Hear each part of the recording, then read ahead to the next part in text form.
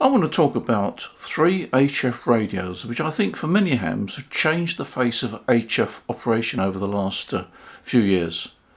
And these radios are still in current production. Not only are they in current production, they also are at a great price and they fit into the lower budget area of many operators. So let's take a look at these three radios and see how they compare with each other and what they might offer you.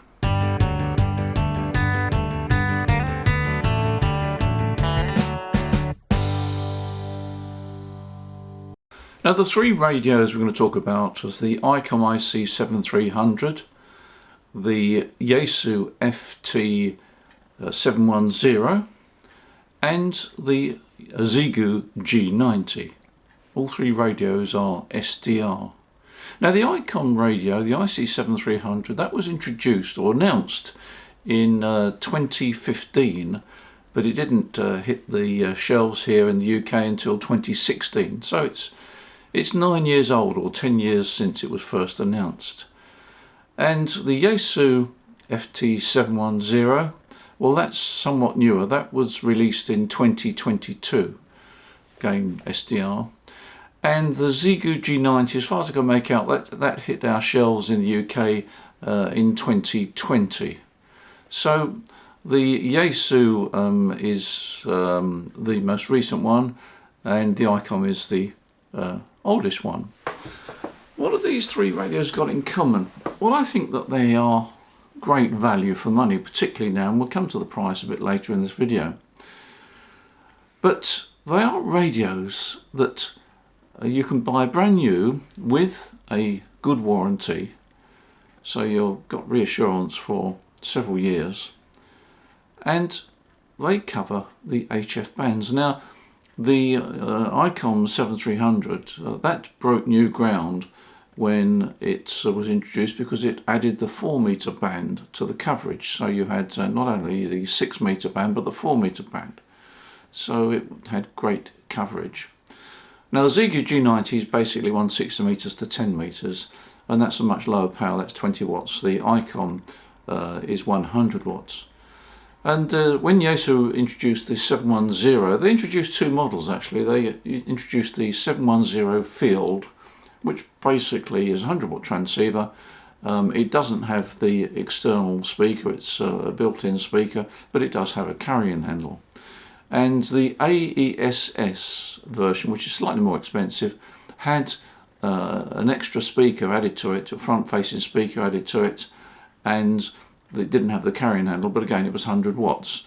The AESS version is good buy if you want to have a front-facing speaker, and there is a system in there where it balances the internal and the external speaker together and passes different frequency ranges through the two speakers. Whether you want that or not, I don't know. I would say buy the AESS if you like the idea of a forward-facing speaker. Buy the Field if it doesn't worry you. It's good value for money.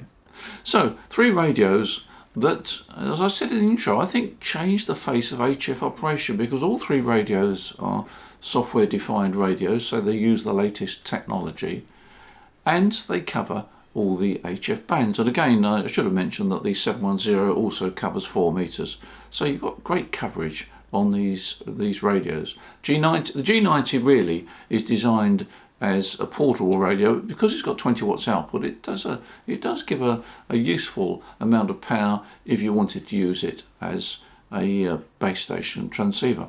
Now the other thing that all these three radios have got in common is they've got internal ATUs, or we should say perhaps internal matching units. That means to say that they can handle a modest VSWR on your coax cable. And that's quite important these days, because very often you're operating, perhaps if you're going to go portable, you're operating, you can't get the VSWR down to what you want, or you've got an antenna which naturally has a VSWR of 2 or 3 to 1.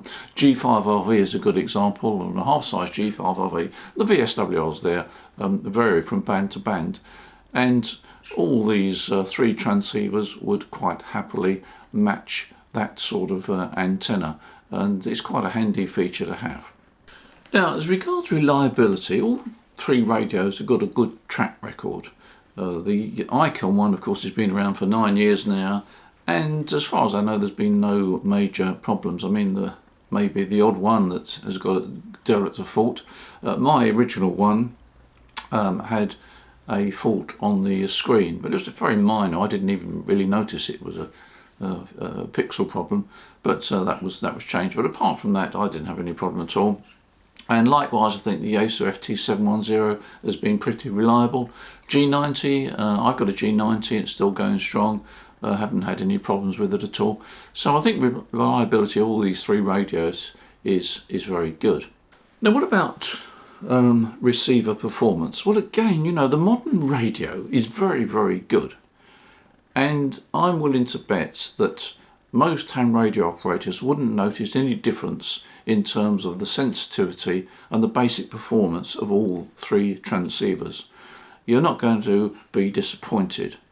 But one thing I did notice was that the Yaesu FT710 had what I can only describe as a quiet receiver. When I swapped it over, I took my 7300 out of service and put the 710 on the bench. I was quite surprised that I immediately noticed a reduction in, well, I can only describe it as noise really. It's a quieter receiver. And if you look at the Sherwood engineering reports, then you'll find that the 710 has a better receiver performance. But that's not to say that the 7300 isn't a good receiver. It is. And if you're an Icon fan, and you want to buy 7300, you're not going to be disappointed. But it was just an observation I made that the 710 had what I felt was a quieter receiver. Now, when it comes to menus, basically the G90 is on its own in its menu system. It's a fairly straightforward menu system. You press various buttons, you get various things on the screen. It's more interesting, I think, to compare the Icon and the 710. Now, the Icon has a much larger display, menu display, in terms of the text. The text is larger because they have sort of menus and sub-menus, and it's very easy to scroll up and down these sub-menus and get where you want. I don't find that a problem at all. In fact, I was very impressed when I first had the 7300. I thought the menu system was very good. The FT710 menu system is somewhat different. They've taken the step of trying to put all the most important menu items on the screen at once. Now, you might like that, you might not like that. I was taken aback a bit because I thought, gosh, where is the menu item I want? I've got to look along the screen, and I eventually found it, and that was okay. But the downside of the 710 menu system is that if you want to, for example, change power levels, you've got to press the menu button, bring the menu up, and then press the power menu item to change the power level. And likewise, if you want to change the speed words per minute on the CW, again, you've got to open up the menu, go into the words per minute menu button, just press WPM and change it. Now, on the Icon, it's much more readily available. If you're on, for example, SSB, you've got a menu system on the side of the screen where you can quickly just adjust the power level. And if you're on CW, you can quickly adjust the words per minute. So it's much quicker and easier on the Icon, I think, to change power and words per minute, which is the sort of thing that you might want to change, like mic gain as well, or compression and so forth. So I would say that the Icon probably has the edge, in my personal opinion. I mean, other people may think differently. It certainly wouldn't make me want to go back to the Icon simply because of the menu system. I've got a 710 which I've been using now for over 18 months. I'm very pleased with it. So I certainly wouldn't want to go back to Icon simply because I thought the menu system was a bit easier. I can cope quite happily with the 710. Now, one feature which I really do like on the 710, and that is the fact that you can connect an external display. I've got an eye problem, and I really find that the both the ICOM and the 710 screens, they're probably okay for normal eyesight, I'm sure they are, but I've got a particular eye problem. I really need the display enlarged, and so I purchased a rather cheap external monitor and plugged that into the back of the 710, and for me that made a world of difference. It made the operation of the radio so much easier for me personally, because I could plug an external screen into the 710. Now, one thing that is missing from both the ICOM and the Xiegu transceivers is a second antenna input, or rather a receiver antenna input. These days we all suffer with noise, and there's various options of reducing noise by using a separate receiver antenna. Neither of these transceivers have got the facility for a separate antenna for receiving. There was a kit available for the ICOM one, I believe. I'm not sure whether it's still available, and it may not be available now. But basically neither of those offer a separate receive input. So I would say to both manufacturers, if you are thinking of doing an upgrade at any time, please add the option of a receiver antenna input. Now let's take a look at the G90. Let's not leave that out. The G90 is a very compact transceiver. Primarily, I suppose, it's designed for portable work, but because it's got 20 watts output, it can give a good account of itself on the operating desk, and I know a number of stations use it as their main transceiver. The menu system is very easy to navigate. You've got a number of buttons on the front, and all the essential items are easily get-atable. You can very quickly change the power from 1 watt to 20 watts. You can very easily change the words per minute if you're sending CW. The spectrum display, the panoramic display, that covers, I think it's 24 kilohertz, so that's reasonable. The only thing I would say is the screen is small. Now, I struggle with the screen. I have to have a magnifying glass or some fairly strong reading glasses to read it. But that's because my personal eye problem. If you've got normal eyesight, I don't think you'll have a problem, and certainly if you put reading glasses on, you'll be able to see it okay. But it is a small display, but there's a lot of information on there. And when I magnify it, it is quite clear. It's quite a nice display actually, and so I don't think you'll have any problems with the display. It altogether works extremely well. It doesn't get overly hot. I haven't tried it on FT8, but I haven't for normal SSB and for CW work. I haven't noticed a problem. It's not full breaking, but of course it is very much a budget class transceiver. And I've had mine now for what I think about 5 years, and it's still going strong. One of the earliest ones, I think, but it's still going strong, and I've got no problems at all in using it. As regards to receiver performance, I think it can hold its own as far as receiving is concerned, and the transmitted signal seems to be okay. I've had no problems at all with reports, no criticism at all. So it's altogether a nice self-contained transceiver. The speakers in the top, perhaps it's slightly tinny, I don't know, but I think if you compare it with the larger speaker on the ICOM or the Xiegu, then obviously you're going to hear a bit of difference because it's inherently a smaller speaker. You can use an external speaker if you want. A microphone, it's got various buttons on it, so you can do all sorts of things with the microphone. So it's a nice transceiver and excellent value for money. Now, if we compare the antenna tuning units or the matching units, I would say that the ICOM has less ability than the other two. I used the ICOM on a full-size and half-size G5RV, and it coped okay. But I found that the ability of the Xiegu and the G90 to really handle difficult situations was quite remarkable. I've got a half-size, I haven't now, I've changed it, but I did have a half-size G5RV up, and I could actually get power into that with the 710 on 80 meters. Now the antenna doesn't cover 80 meters, quite a high VSWR, but the Xiegu FT710 that matched it okay. G90 coped with it equally well. a half-size G5 over in 80 metres. Quite a good test actually, and it coped quite well, so no problems there. The ICOM didn't.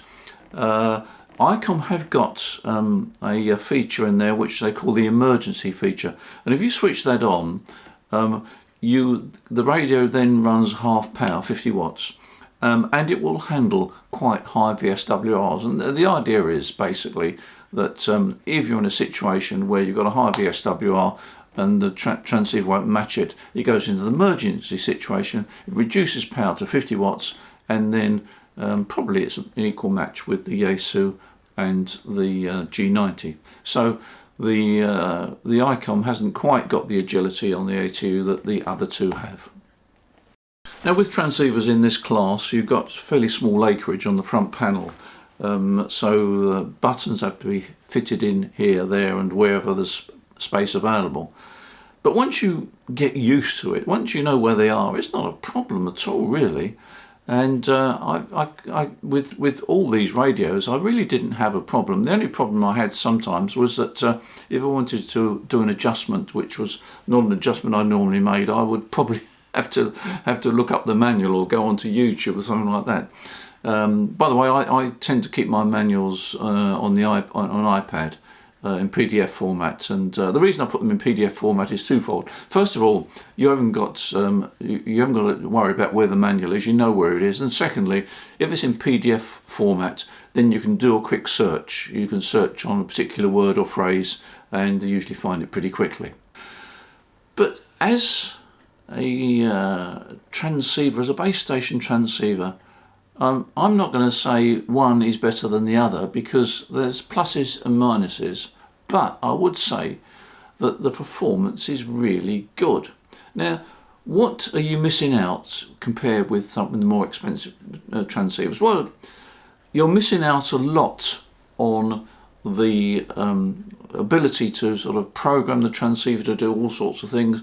The receiver performance will never be quite as good as the more expensive transceivers. All the receiver abilities, noise reduction, selectivity, etc. is much more versatile in the more expensive transceivers, and also you can navigate all the various parameters much easier on a larger transceiver. You've got a larger display very often as well.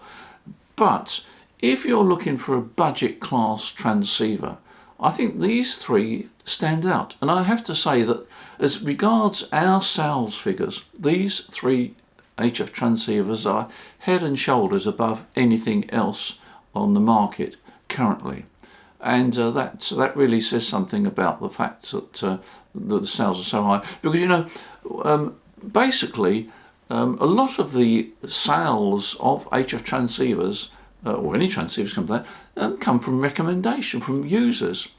I'm willing to bet a lot of guys that buy the ICOM or buy the Xiegu or buy the G90 buy it because somebody's said how good it is, or several people have said how good it is. And I think that really is a way of judging how good a transceiver is. If the sales are high, it probably means that the transceiver's a good buy. Now, I don't have the sales figures for G90 or the Xiegu, but I can tell you that the ICOM IC7300 has sold over 100,000 units during its life. That's a lot of transceivers, and I think that the ICOM basically is the fastest selling transceiver I can recall in recent years, and it's certainly changed the face of HF operation for many ham radio operators. The other two, of course, haven't been around for too long, and I don't have the sales figures. I know that the sales of the 710 have been very, very good over the last year.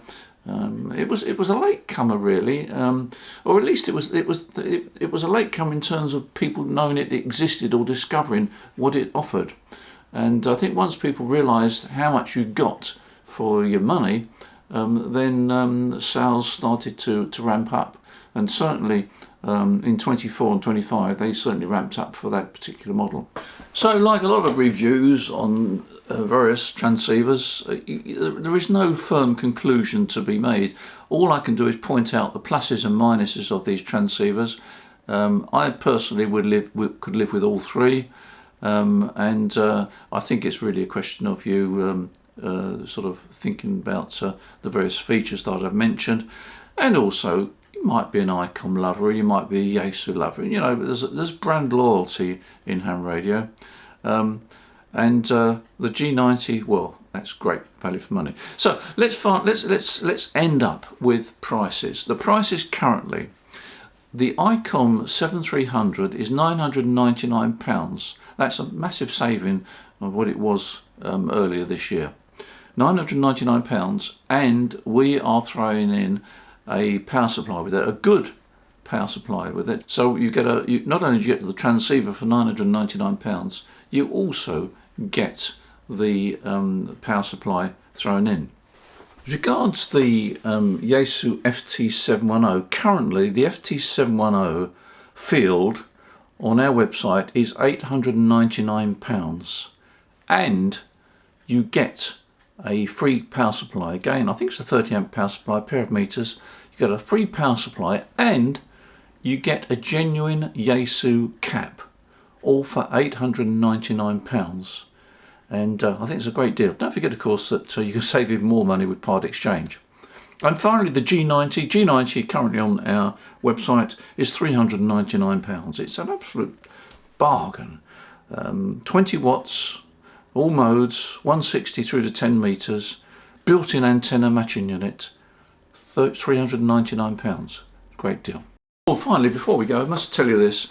The RSGB are organising a couple of balloons to be launched using LoRa. I think that's the expression used. It's LoRa. It stands for Long Range Wide Area Network. I believe it operates on 77s. I don't know too much about it, but we as a group of companies are offering cash prizes for this event, and I suspect if you go onto the RSGB website, you'll see the full details of that. There we are. So yeah, thanks for the support on this channel. Thanks for your support at the shop, on the website, etc, etc. We are doing all sorts of things to support the hobby, and we do appreciate in return your support. In the meantime, enjoy your ham radio, you take care, and I look forward to seeing you as usual in the next video. Bye for now.